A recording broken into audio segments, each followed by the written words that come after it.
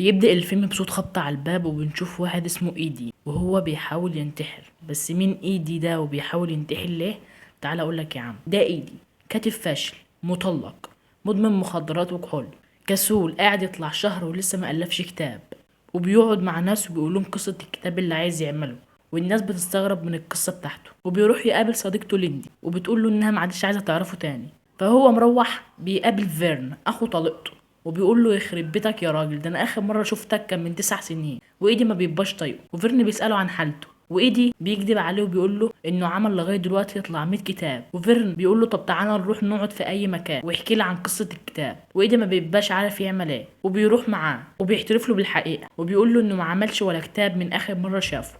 وفيرن بيقول له ان هو شغال في شركة ادوية وبيصعب عليه وبيديله حباية وبيقول له ان الحباية دي من الاخر كده هتخليه اذكى من اينشتاين، لانها بتستخدم 100% من ذكاء الانسان والانسان الطبيعي بيستخدم 20% بس. فايدي بيقتنع بكلامه وبياخدها منه. فهو واقف عند باب البيت بيقوم شافط الحباية وبيقابل مرات صاحب البيت وبتطلب منه فلوس الإيجار، وبتبدأ مفعول الحباية تشتغل وبيقدر إنه يشوف الحاجات بشكل أوضح. وبيلاحظ حتة من اسم الكتاب اللي في شنطة مرات صاحب البيت وبيقول لها إنها في كلية حقوق، وبيفصل لها الكتاب حتة حتة وهي بتندهش من ذكائه. وبيقرر إنه يساعدها وعمل لها بحث كامل في 45 دقيقة بس. وبيخلص وبيخش بيته وبيلاقيه مزبلة وبيستغرب هو ازاي كان عايش كده. وبيفضل ينظف ويغسل وبيروق البيت بتاعه وبيقعد يكمل تأليف في الكتاب بتاعه اللي ما كتبش فيه ولا كلمة من أول لما عمله. وتاني يوم بيصحى من النوم وبيلاقي مفعول الحباية خلص، بس بيفتكر الكتاب اللي عمله وبيروح يديه لرئيسة التحرير لإدارة النشر، وهي ما بتبقاش مصدقة انه عمل كتاب اخيرا.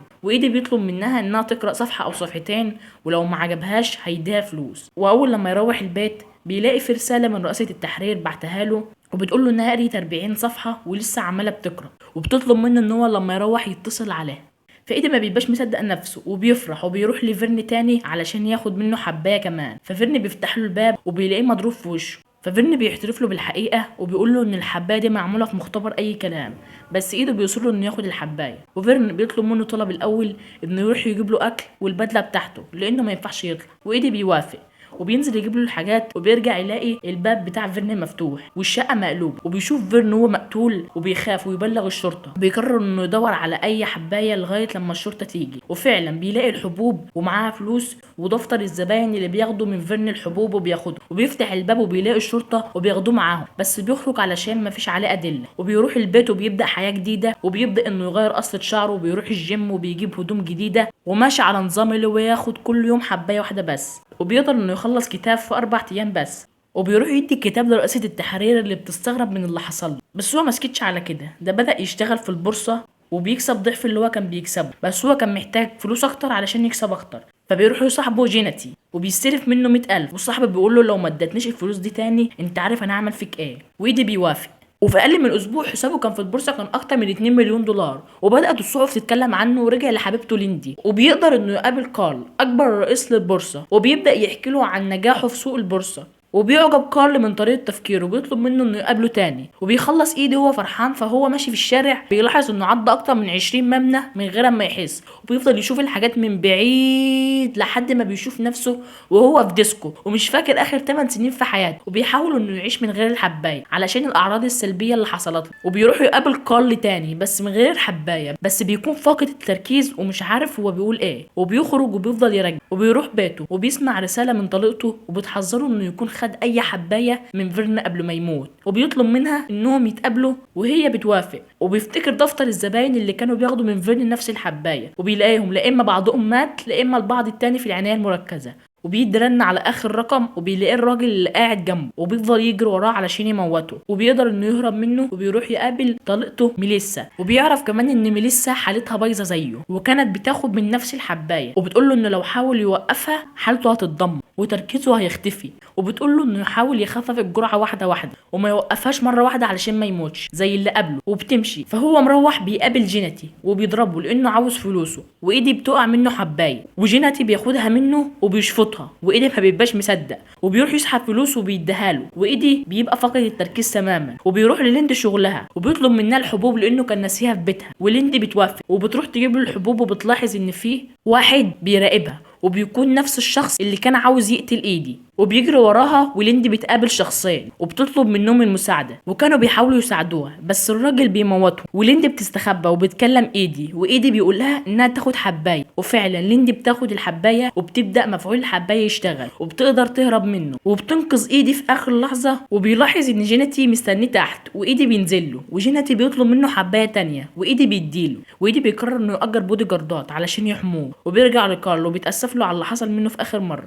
وبعد شهرين من استخدام الحبوب، ايدي بقى ماسك اكبر مجلس اداره في تاريخ المؤسسات، وبيحاول يرجع لحياته الاولانيه وبيبطل خمور وبيحاول يهتم بصحته. بس علشان يأمن نفسه من ناحيه نفاذ الحبوب، بيقدر انه يتفق مع مختبر انهم يصنعوا نفس الحبوب وتدي نفس المفعول. بيروح بيته بيلاقيه مكركب، وبيقدر انه يشتري بيت جديد في خزنه وباب مصفح. فهو رايح اجتماع لكارل، بيقابل جيناتي وبيطلب منه 20 حبايه كمان على اخر الاسبوع، بس ايدي ما بيوافقش وجيناتي بيهدده. وايدي بيروح اجتماع مجلس الاداره وبيبقى مستني صاحب الشركه اللي هيشتريها منه مستر اتون للتنازل عن الشركه لكارل. بس مرات مستر اتون بتقول لهم انه في العنايه المركزه وحالته وحشه، وانه ناوي يمضي العقد لما يخف. وبينزلوا علشان يوصلوا مرات اتون لعربيتها، وايدي بيلاحظ ان الشخص اللي كان عاوز يموته هو السواق بتاع مستر اتون. وبيستنتج ايدي ان مستر اتون كمان بياخد من نفس الحبايه، بس علشان مش عارف ياخدها فهو دلوقتي في العنايه المركزه. وبعدين ايدي بيكتشف ان الحبوب مش معاه، وبيفضل يدور عليها وما بيلاقيش حاجه، وبيسمع خبط على الباب وبيروح يشوف الكاميرات وبيلاقي جيناتي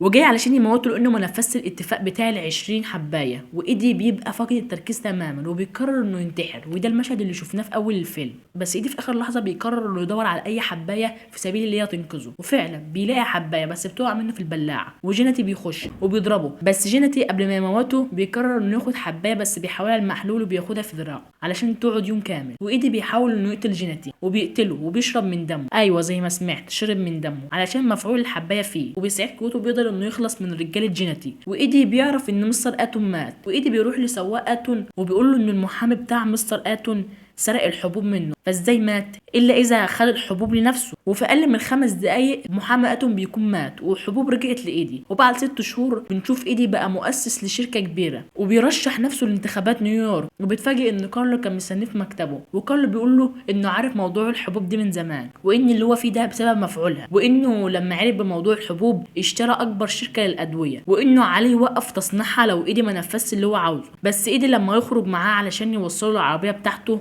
بيرفض، وكارل بيستغرب. وايدي بيقول له ان العربيه قريبه من التاكسي، بس كارل بيقول له يعني ايه؟ وايدي بيقول له ان الراجل اللي سايق العربيه ماشي بسرعه 30 كيلومتر في الساعه، وست بتشاور للتاكسي والتاكسي هيقف قدامها دلوقتي والعربيه مش هتلحق تقف وهيعملوا حادثه حالا. وفعلا بيعملوا حادثه في وسط استغراب من كارل. وبيقول له كمان ان اللحظه اللي احنا واقفين فيها دي في شخص مقنص السلاح ناحيتك، وكارل بيسيبه ويمشي، وايدي بيخلص من كل مشاكله وبيبدا حياه جديده. وبس كده. لو بتحب الافلام الاجنبيه او المصريه او حتى كرتون، يبقى ده مكانك. دوس اشتراك واحجز مكانك، لان لسه في ملخصات اقوى من كده. وسلام.